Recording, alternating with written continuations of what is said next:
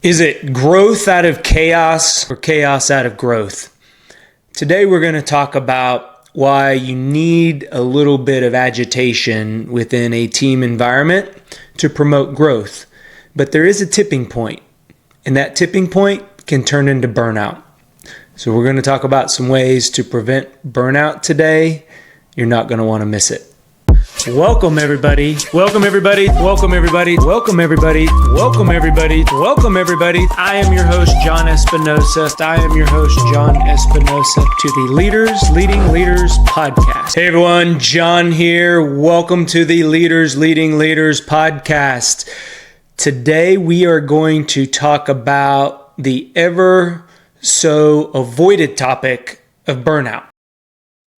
And you've heard coming out of COVID, many of us have transitioned to our home offices, a virtual environment, the quiet quitting, burnout from not being engaged, not having that normal office environment that many of us are used to.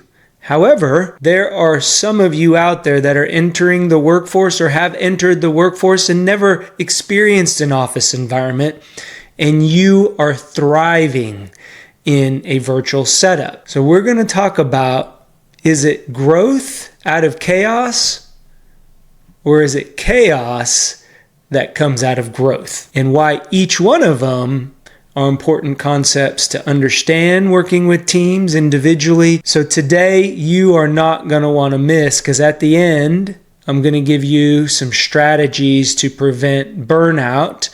But first, welcome all you new listeners. Welcome to the Go Be Great community. I am excited that you have taken the time, whether this is your first time or even those returning listeners. Thank you very much for continuing to come back. Make sure that you are subscribed. You don't want to miss any of this content.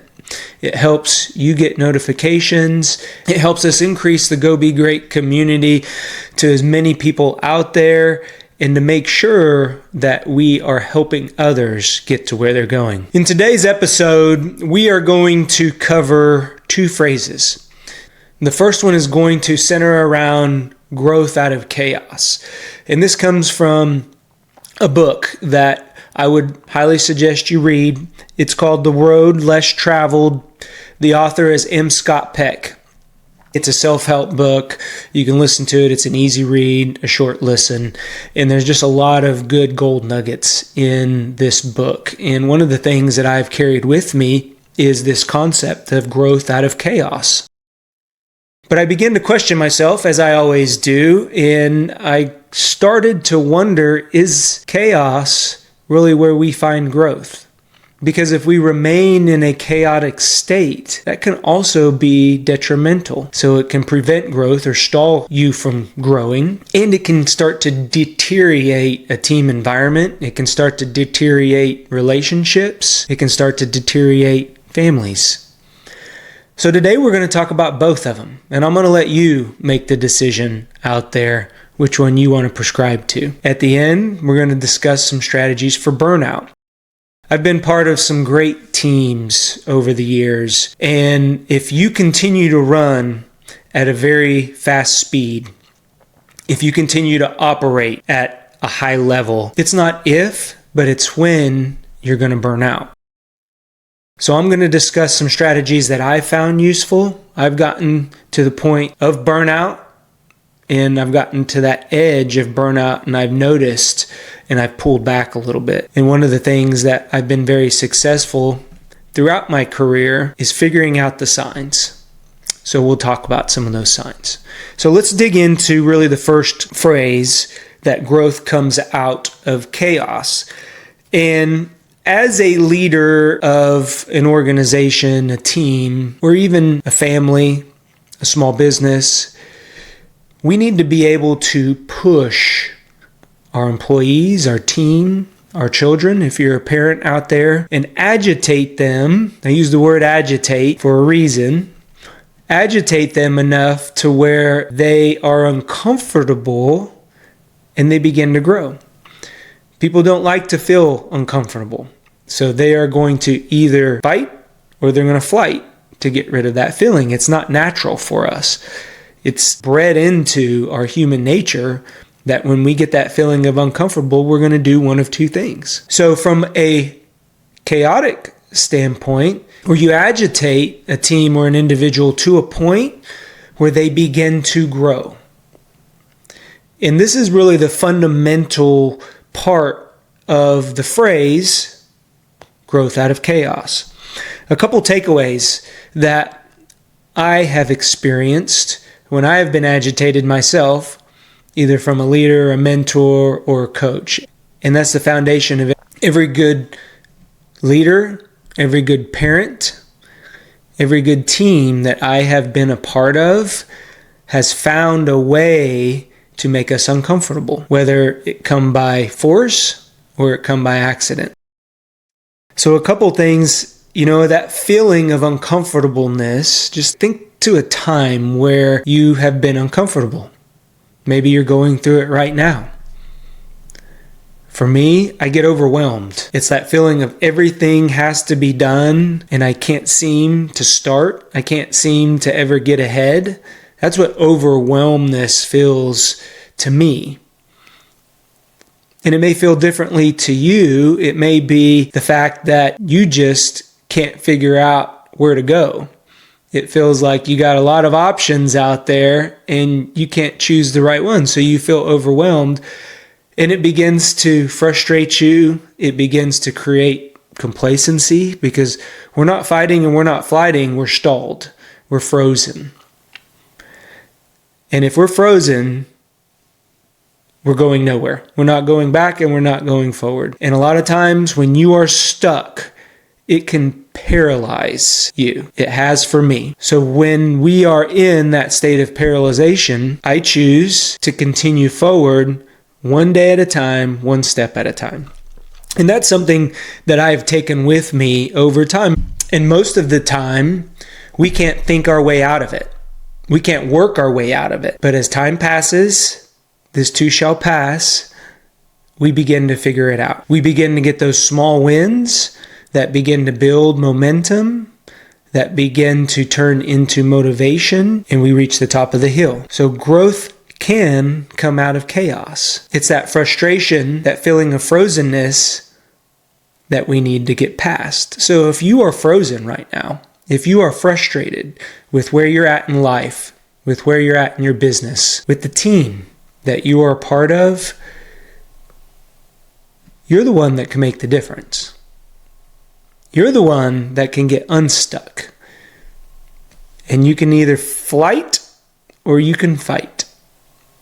But you need to do one of the other. Because when there is chaos, you can't stay in that world, because that's going to go towards our second point of when things get so chaotic, now you're to the point of burnout. So when you feel that, and I want you to recognize that, everybody out there has probably been in a situation where they just throw their hands up and they can't figure it out. They don't even know where to begin. I've been married 23 years, and I can honestly say those 23 years have been great, but they haven't come with tough times. There's a lot of chaos that has occurred over that marriage span, but I can also share with you that a lot of growth has come out of that. And that's the positivity piece that you can take away. But that doesn't come with a lot of trials and tribulations. You don't get that confidence that this too shall pass without having experienced the chaos. So that's one area that I have found success in, and I continue to try every single day, is in my marriage, raising my children, because there will be chaotic times. I'm a father of 20-year-olds now and a 16-year-old, and a lot of days they can seem very chaotic. But one of the things that I always strive to is when you get overwhelmed and when you get frustrated, know that this too shall pass, and when it passes, that air clears. I want you to envision this. Envision a rainy, cold day. We're in the middle of fall here in Oklahoma. We've had a lot of rain this month, an abnormal amount of rain. So every clear day that we get, that break in the clouds when the sun comes out today, it was raining this morning, that break in the clouds. This evening I was out cooking dinner for the family, and it was a crystal clear sky. I even got to see a shooting star. It's that understanding and that clarity that comes out of those cloudy days, that chaos, when it never seems like it's going to stop raining, where everything's wet and muddy. The cars are dirty, the roads are wet, your new shoes that you're wearing that were white are now brown, but this too shall pass. And that is, I believe, what Peck was getting at when he talked about growth out of chaos, is you must go through those trials and tribulations. You have to go through those chaotic times in order to appreciate the good times and gain that clarity and gain that understanding. And that's part of the reason why I want to ensure that every single listener out there has an opportunity to make that decision, to choose fight or flight in a moment of chaos, and to know that either one that you choose is going to be okay. Because I've ran away from some battles myself. I've ran away from chaotic moments of my life. I will share with you, it only momentarily sustained the fact that I had to deal with that issue, but I'm a human being. It's those ones that I decided to go ahead and fight, to go ahead and persevere, and to just start. Go before you're ready. Don't miss 2 days in a row. And I continued on that path. So growth can come out of chaos.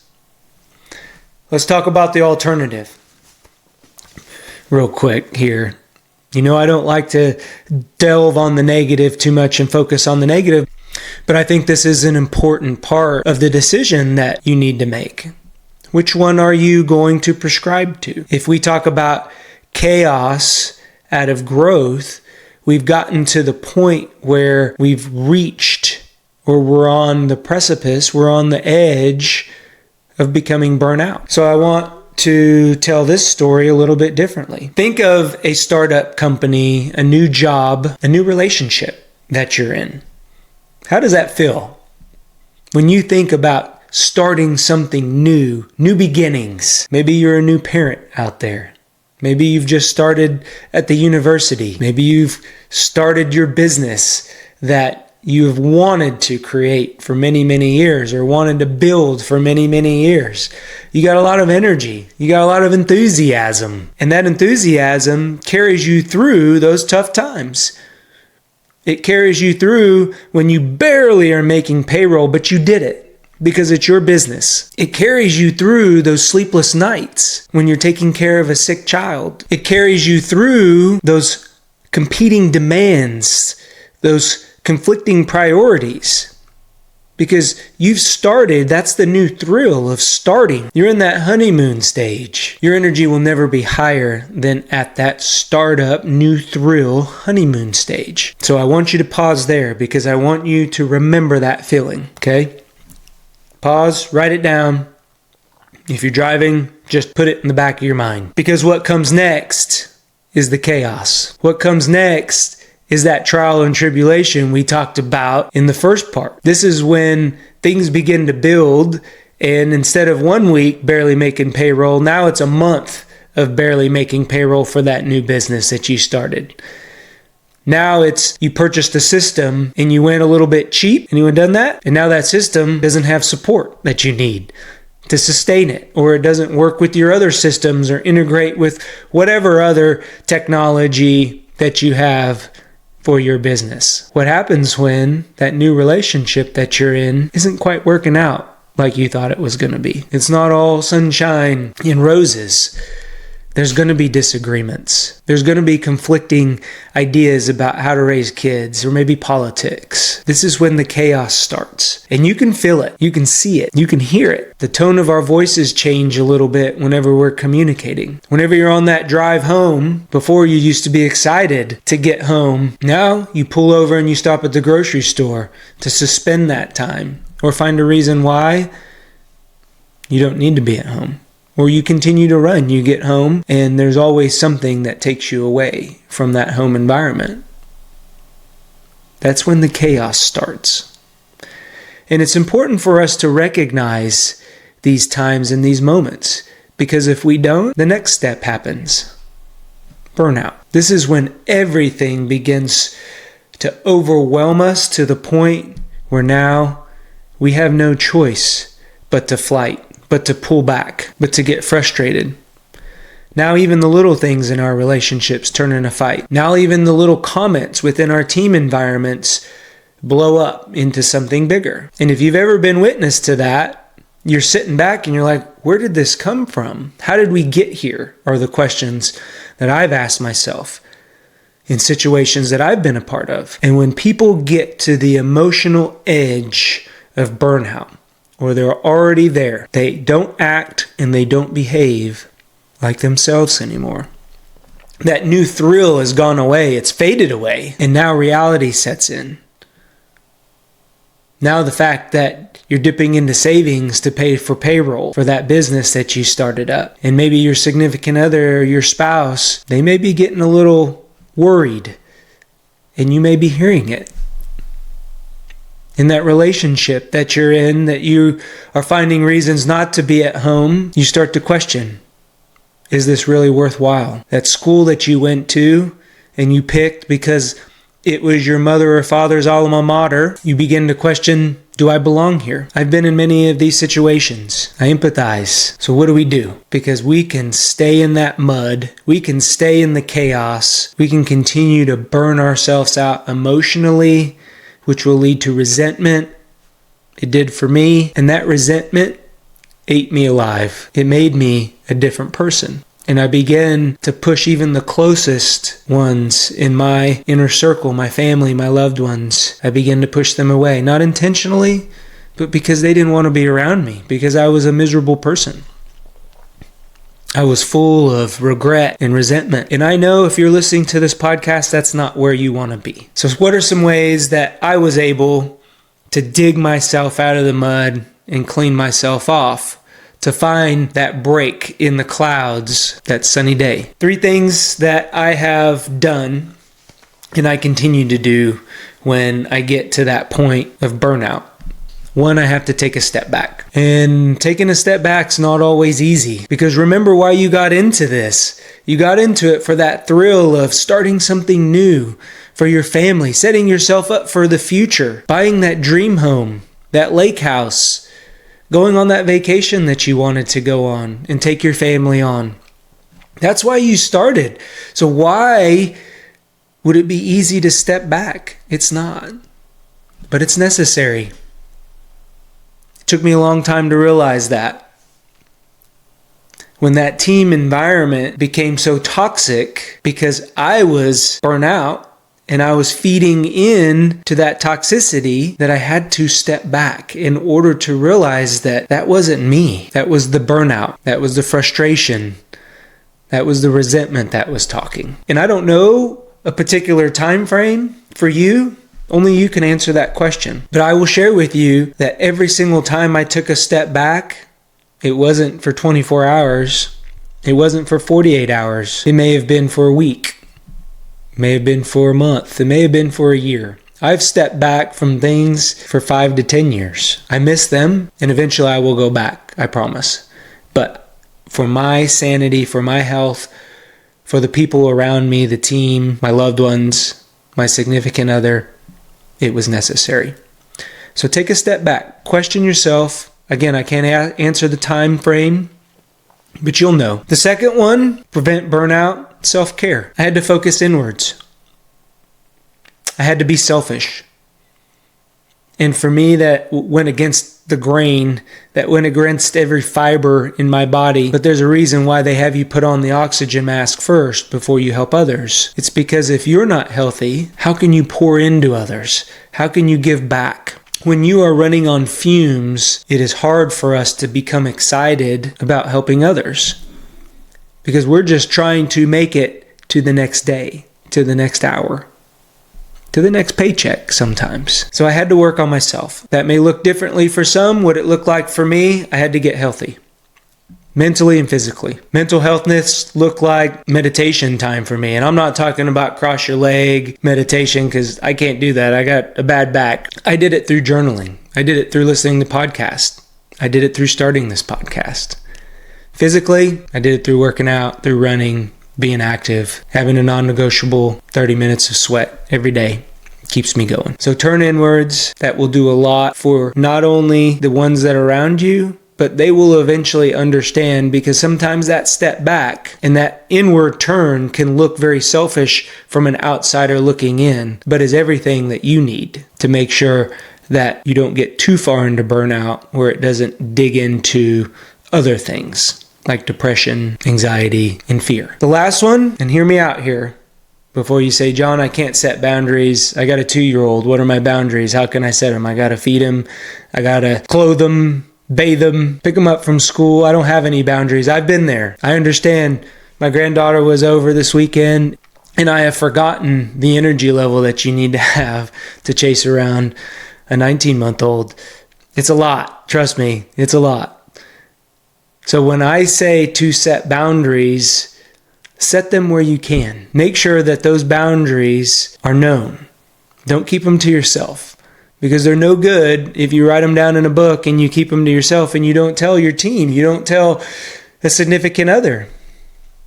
You don't tell the colleagues at work. If you are on that verge of burnout or you're burnt out, what's your work schedule look like? That's the very first thing that I would look at. When you're done at 4:30 or 5:30 or whenever you get done for the day, if you're working nights in the morning, whenever you get done for the day, are you done? Or do you continue to carry around your phone? Or do you continue to think about work? I've been there. It's tough, but you have to set those boundaries. In a relationship, there may be things that you don't talk about.